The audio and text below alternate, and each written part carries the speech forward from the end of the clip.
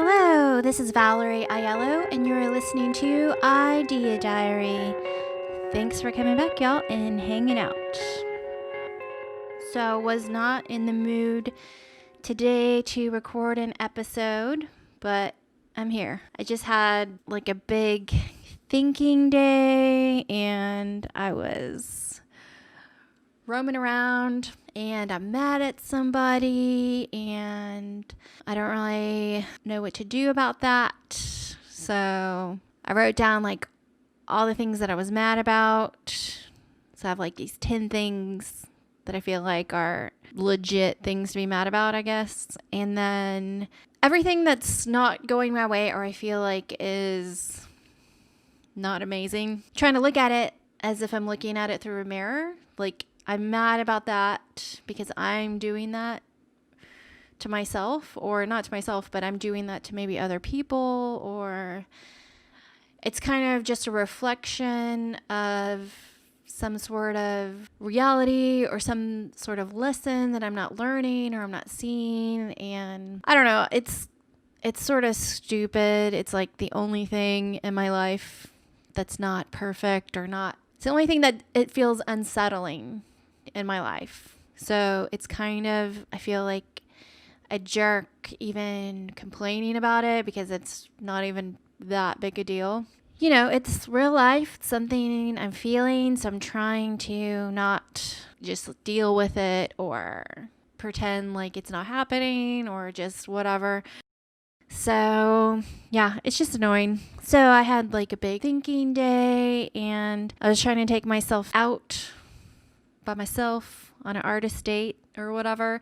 So I went to Barnes & Noble to look at book covers and just look at product. And I knew I wanted to buy this certain vinyl. I went to the Barnes & Noble and I'm looking around, and I decided to shoot some B-roll, which I will play in the video now. As I was in the Barnes & Noble, I was thinking, this kind of looks exactly the same as it did in the 90s. I live in the same city that I grew up in right now, so it's literally the same Barnes & Noble that was the Barnes & Noble when Barnes & Noble first existed. So I have no idea what year that would have been, but it looks exactly the same. All the signage, the logo, all of the shelves, all of everything. The music's in the same location. There's escalators, which felt really 90s. So I decided to film it because I was thinking, okay, I'm gonna, if I'm archiving my day or my business life, I wanted to, just maybe have this moment and archive it. But I was filming it and I was thinking, okay, this is kind of weird because it doesn't look like today. It looks like the 90s. It looks like something from 30 years ago. So it was kind of bizarre. So I just thought, okay, I'm going to film this thing. And I just filmed it with my iPhone. And I don't know, it's just kind of interesting because I'm trying to figure out, I feel like we're being pushed into the fourth industrial revolution and we're being forced into the future.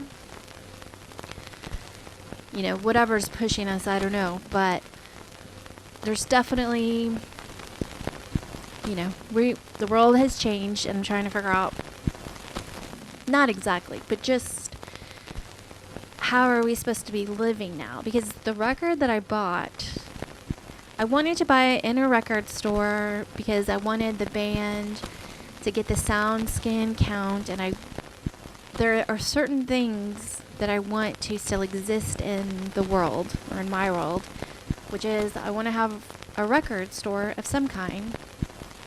I wanted to go to a small record store, but I don't think it wasn't open. So, they said they were going to be open this weekend, but I'm thinking, okay, I just had a feeling they might not ever open again. I don't know. I had been wanting this record for a solid month, at least a month I've been wanting this record. It was $37 to buy at Barnes & Noble. And I know I probably could have bought the same record from Amazon for $25. I don't want to buy every single vinyl that I buy from Amazon and wait for it to come in the mail. I want to have that experience of going into a record store and buying a record. I felt like that extra $12 that the record cost, I don't know, just in my mind, I felt like, well, this experience might not be around much longer. Even though it's Barnes & Noble, even though that's kind of a big store, it felt like I went there late afternoon and they already close at 5:30 now. They're not open normal hours. And I don't think they'll ever be open normal hours. And even being there at 3 or 4 o'clock in the afternoon, it felt like it was like right when the store opened, where there might be a few people trailing in. There's just nobody there. There's a few people, but it wasn't like, I didn't feel like people were out and about shopping. It just felt weird. And I thought, I guess I'm just going to pay extra money because I don't know if there's going to be record stores to go buy a record from much longer. So that happened today. I guess it's a little bit of a depressing day, but it is what happened today. And I feel like this is information for business owners or for people making stuff or people wanting to sell stuff in stores. I also went to a little art store that was a pop-up shop just to see what it was, because there used to be a store called Z Gallery in the spot where I went. It was the outdoor mall. So the Z Gallery went out of business, I guess. And so in that spot was this local artist shop, and it was super cute. But I just got the feeling that this was, maybe they were ramping it up, doing a pop-up shop to be there through Christmas.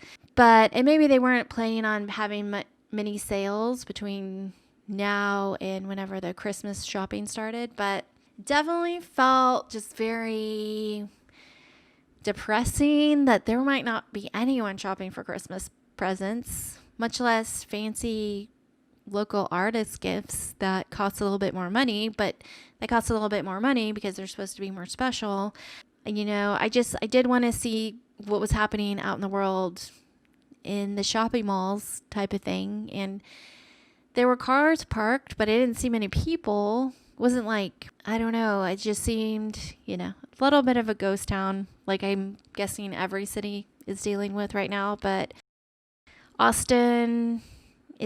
that's happening in Austin too, obviously. If I'm making content every day, I don't always want to have B-roll, but I do want to kind of figure out the B-roll addition to making the podcast, a little more interesting. I did notice that the Joe Rogan podcast, when you listen to it on Spotify, it has the full video, the normal video that you might see on YouTube or something like that. I want to prepare for when I'm uploading the podcast, when it is available to upload video at the same time using Spotify. And I'm assuming iTunes might jump on that video podcast combination. We'll see how it all goes. But I'm trying to prepare for the day when normal people can upload videos using the same podcasting platforms that exist today that are just audio for the most part. I'm sure it's coming. It might be a year, could be less, could be more, but just preparing for that. I don't know how intense I want to get into editing.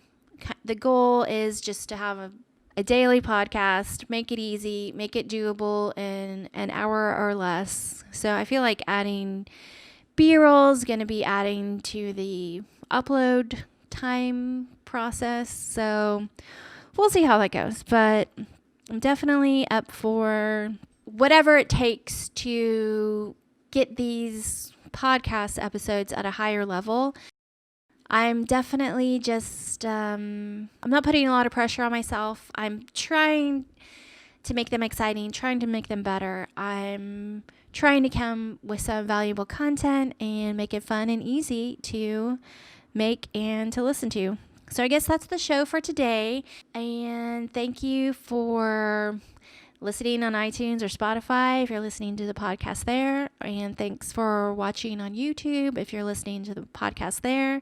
We'll just see how it goes. So sorry for the mellow, not in the mood episode, but I'm trying to come here every day. I'm trying to above any obstacle just so that I can prove to you guys that even when it doesn't seem perfect or you don't have much to say, there is something to say probably inside of you. So everyone should have a podcast.